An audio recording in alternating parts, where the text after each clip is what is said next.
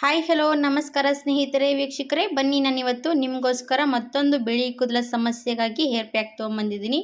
ನೋಡ್ತಾ ಇರ್ಬೋದು, ನಾನು ಸ್ವಲ್ಪ ನನ್ನ ತಲೆ ಬಿಳಿ ಕೂದಲ ಸಮಸ್ಯೆ ಇದ್ದಾಗ ನಾವು ಈ ರೀತಿ ಇರುವಂಥ ಹೇರ್ ಡ್ರೈ ಹಚ್ಕೋಬೋದು. ಸಲೀಸಾಗಿ ನಾವು ಎಲ್ಲಿಗಾದರೂ ಹೋಗಬೇಕಂದ್ರೂ ಕೂಡ ನಮಗೆ ಯೂಸ್ ಆಗುವಂಥ ಹೇರ್ ಪ್ಯಾಕ್ ಅನ್ಬೋದು.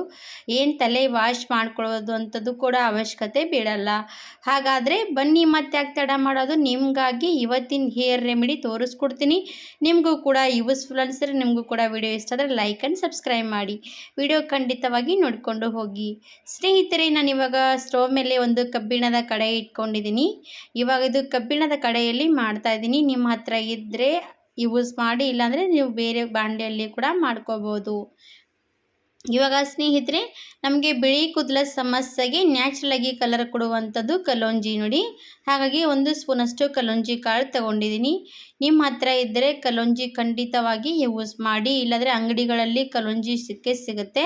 ಕಲೋಂಜಿ ಕೂಡ ಅಂತೀವಿ, ಹಾಗೆ ಕಪ್ಪು ಜೀರಿಗೆ ಕೂಡ ಅಂತಾರೆ.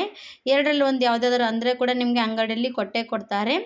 ಇವಾಗ 1 ಸ್ಪೂನಷ್ಟು ಕಲೋಂಜಿ ಕಾಳು ಹಾಕಿ ಚೆನ್ನಾಗಿ ಫ್ರೈ ಮಾಡ್ತಾ ಇರಬೇಕಾಗತ್ತೆ. ಈ ಕಲೋಂಜಿ ಕಾಳು ನಮ್ಮ ತಲೆಯಲ್ಲಿ ಬಿಳಿ ಕೂದಲ ಸಮಸ್ಯೆಗೆ ಒಂದು ನ್ಯಾಚುರಲ್ ಆಗಿರುವಂಥ ಬಣ್ಣ ಕೊಡುತ್ತೆ. ಅದಕ್ಕಾಗಿ ನಾವು ಯೂಸ್ ಮಾಡ್ಬೋದು. ಇವಾಗ ನೋಡಿ, ಫ್ರೈ ಮಾಡ್ತಾನೆ ಇದ್ದೀನಿ. ಚೆನ್ನಾಗಿ ಫ್ರೈ ಮಾಡ್ತಾ ಇದ್ದಾಗ ಸ್ವಲ್ಪ ಕಲೋಂಜಿ ಕಾಳು ಚೆನ್ನಾಗಿ ಒಂಥರ ಉಬ್ಬುತ್ತೆ. ಅದು ಒಂಥರ ಎಣ್ಣೆ ಮೇಲೆ ಬರುತ್ತೆ, ಆ ರೀತಿ ಬಿಟ್ಕೊಳ್ಳುತ್ತೆ ಶೈನಿಂಗ್ ಆಗಿ. ಅಲ್ಲಿವರೆಗೂ ಫ್ರೈ ಮಾಡ್ತಾ ಇರಬೇಕು.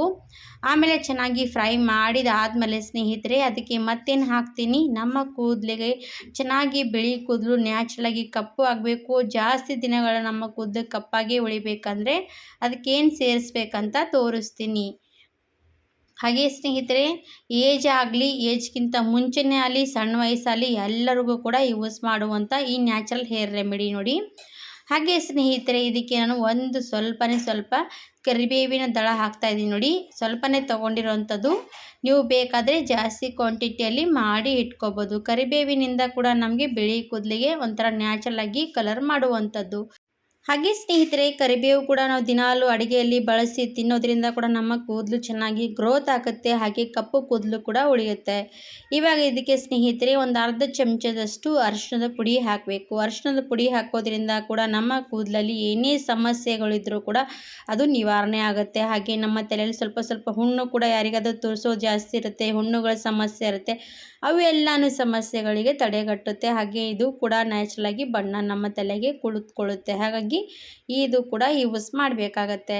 ಈ ಥರವಾಗಿ ನ್ಯಾಚುರಲಾಗಿ ಹೇರ್ ಪ್ಯಾಕ್ ಯೂಸ್ ಮಾಡೋದ್ರಿಂದ ನಮಗೆ ಕೂಡ ಒಳ್ಳೆಯದು, ಹಾಗೆ ನಮ್ಮ ಕೂದಲಿಗೂ ಕೂಡ ಒಳ್ಳೆಯ ರಿಸಲ್ಟ್ ಕೊಡುವಂಥದ್ದು. ಯಾವುದೇ ಕೆಮಿಕಲ್ ಯೂಸ್ ಮಾಡೋದ್ರಿಂದ ಸೈಡ್ ಎಫೆಕ್ಟ್ ಆಗುತ್ತೆ. ಅದಕ್ಕೋಸ್ಕರ ನ್ಯಾಚುರಲಾಗಿ ಬಣ್ಣ ಬರುವಂಥ ಕಲರ್ ಯೂಸ್ ಮಾಡ್ತಾ ಇರ್ಬೋದು. ಇವಾಗ ಸ್ನೇಹಿತರೆ, ಅರಿಶಿಣದ ಪುಡಿ, ಕಲೋಂಜಿ ಕಾಳು, ಕರಿಬೇವು ಇವೆಲ್ಲನೂ ಕೂಡ ಹಾಕಿ ಚೆನ್ನಾಗಿ ಫ್ರೈ ಮಾಡ್ತಾನೆ ಇರಬೇಕು. ಇವೆಲ್ಲನೂ ಕೂಡ ಚೆನ್ನಾಗಿ ಕಪ್ಪು ಬಣ್ಣಕ್ಕೆ ತಿರುಗಬೇಕು, ಅಲ್ಲಿವರೆಗೂ ಚೆನ್ನಾಗಿ ಫ್ರೈ ಮಾಡ್ತಾ ಇರಬೇಕು. ಅಷ್ಟೋ ತನಕ ಫ್ರೈ ಮಾಡಿದಾದಮೇಲೆ ಚೆನ್ನಾಗಿ ಕರಿಬೇವು ಕೂಡ ಚೆನ್ನಾಗಿ ಕಲರ್ ಚೇಂಜ್ ಆದಮೇಲೆ ನಾನು ಇವಾಗ ಸ್ಟವ್ ಆಫ್ ಮಾಡಿಬಿಡ್ತೀನಿ. ಸ್ಟವ್ ಆಫ್ ಮಾಡಿಕೊಂಡು ಒಂದು 10 ನಿಮಿಷ ಇದು ತಣ್ಣಗಾಗೋದಕ್ಕೆ ಬಿಡಬೇಕು.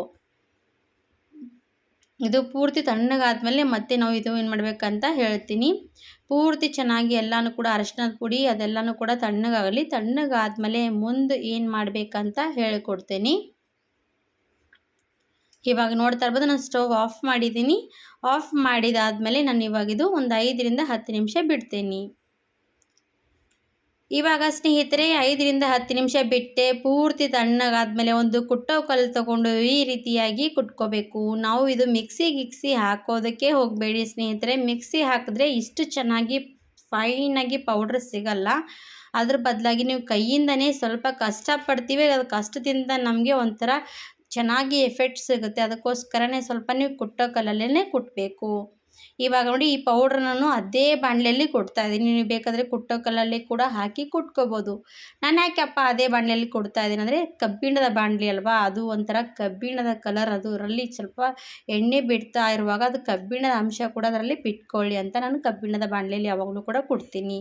ಇವಾಗ ಕಾಣಿಸ್ತಾ ಇರ್ಬೋದು, ನನ್ನ ಬಾಣಲಿ ಪೂರ್ತಿ ಕಪ್ಪಗೆ ಆಗ್ತಾ ಇರೋದು, ಅದ್ರ ಜೊತೆಗೆ ನಮ್ಮ ಕಲರ್ ಕೂಡ ತುಂಬಾ ಶೈನಿಯಾಗಿ ಬರುತ್ತೆ. ಹಾಗಾದರೆ ಖಂಡಿತವಾಗಿ ಈ ಥರ ಕೂಡ ನೀವು ಟ್ರೈ ಮಾಡ್ಬೋದು. ನೋಡಿ, ಪೂರ್ತಿ ಪುಡಿಯಾಗಿ ರೆಡಿ ಮಾಡ್ಕೊಂಡು ತೊಗೊಂಡಿದ್ದೀನಿ. ಇವಾಗ ವೀಕ್ಷಕರೇ, ನೀವು ಎಲ್ಲಿಗಾದರೂ ಹೋಗಬೇಕು, ನನಗೆ ನ್ಯಾಚುರಲ್ ಆಗಿ ನಮ್ಮ ಕೂದಲು ಬಿಳಿ ಕೂದಲು ಕಪ್ಪು ಮಾಡಬೇಕಂದ್ರೆ ಇದರಲ್ಲಿ ಸ್ವಲ್ಪನೇ ಸ್ವಲ್ಪ ಕೊಬ್ಬರಿ ಎಣ್ಣೆ ಡ್ರಾಪ್ ಸೇರಿಸ್ಕೋಬೇಕು. ನೋಡಿ, ನಾನು ಇದಕ್ಕೆ ಸ್ವಲ್ಪ ಕೊಬ್ಬರಿ ಎಣ್ಣೆ ಡ್ರಾಪ್ ಸೇರಿಸಿದ ತಕ್ಷಣ ನೋಡಿ ಎಷ್ಟು ಚೆನ್ನಾಗಿ ಗಾಢವಾಗಿ ಕಲರ್ ರೆಡಿಯಾಗಿರುವಂಥದ್ದು. ಈ ಥರ ನೀವು ಆಯಿಲ್ ಯಾವ ರೀತಿ ತಲೆಗೆ ಅಪ್ಲೈ ಮಾಡ್ತಾ ಇರ್ತೀರಲ್ಲ, ಅದೇ ರೀತಿಯಾಗಿ ಈ ಕಲರ್ ಕೂಡ ನೀವು ಅಪ್ಲೈ ಮಾಡ್ತಾ ಇರೋದ್ರಿಂದ ನಿಮ್ಮ ಬಿಳಿ ಕೂದಲು ನ್ಯಾಚುರಲಾಗಿ ಕಲರ್ ಕೊಡ್ತಾ ಹೋಗುತ್ತೆ. ಹಾಗೆ ನಿಮ್ಮ ಬಿಳಿ ಕೂದಲಿಗೆ ಒಂಥರ ನ್ಯಾಚುರಲಾಗಿ ಕೂಡ ಬಣ್ಣ ತುಂಬಾ ಚೆನ್ನಾಗಿ ಕೂತ್ಕೊಳ್ಳುತ್ತೆ. ಸ್ನೇಹಿತರೆ, ವೀಕ್ಷಕರೇ, ಈ ಥರ ನೀವು ಕೂಡ ಯೂಸ್ ಮಾಡ್ತಾ ಇರ್ಬೋದು. ವಾರದಲ್ಲಿ 1 ಸರ್ತಿ 2 ಸರ್ತಿ ಯೂಸ್ ಮಾಡ್ತಾ ನೋಡಿ, ಆಮೇಲೆ ನಿಮಗೂ ಕೂಡ ಒಳ್ಳೆ. ಆಮೇಲೆ ಸ್ನೇಹಿತರೆ, ನೀವು ತಲೆಗೂ ಕೂಡ ಹಚ್ಕೊಂಡ್ಮೇಲೆ ವಾಶ್ ಮಾಡ್ಕೊಳ್ಳುವಾಗ ಸ್ವಲ್ಪ ನೀರಿನಿಂದ ಮಾತ್ರ ವಾಶ್ ಮಾಡ್ಕೋಬೇಕು. ಅಂದರೆ ಜಾಸ್ತಿ ನೀವು ಶಾಂಪು ಯೂಸ್ ಮಾಡೋದಕ್ಕೆ ಹೋಗಬೇಡಿ. ಈ ರೀತಿ ಮಾಡೋದ್ರಿಂದ ನಿಮ್ಮ ತಲೆಯಿಂದ ಕಲರ್ ತುಂಬಾ ಚೆನ್ನಾಗಿ ಹೋಗದೇ ಇರೋ ರೀತಿ ಕೂತ್ಕೊಳ್ಳುತ್ತೆ. ಹಾಗಿದ್ರೆ ಇವತ್ತಿನ ವಿಡಿಯೋ ಇಷ್ಟ ಆದರೆ ಲೈಕ್ ಆ್ಯಂಡ್ ಸಬ್ಸ್ಕ್ರೈಬ್. ಧನ್ಯವಾದ.